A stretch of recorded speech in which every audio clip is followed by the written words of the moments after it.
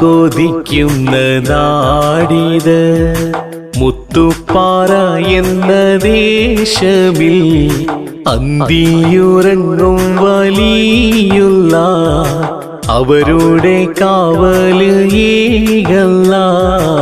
ആരും കൊതിക്കുന്ന നാടിത് മുത്തുപ്പാറ എന്ന ദേശമിൽ അന്തിയുറങ്ങും വലിയുള്ള അവരുടെ കാവല് ഏകല്ല.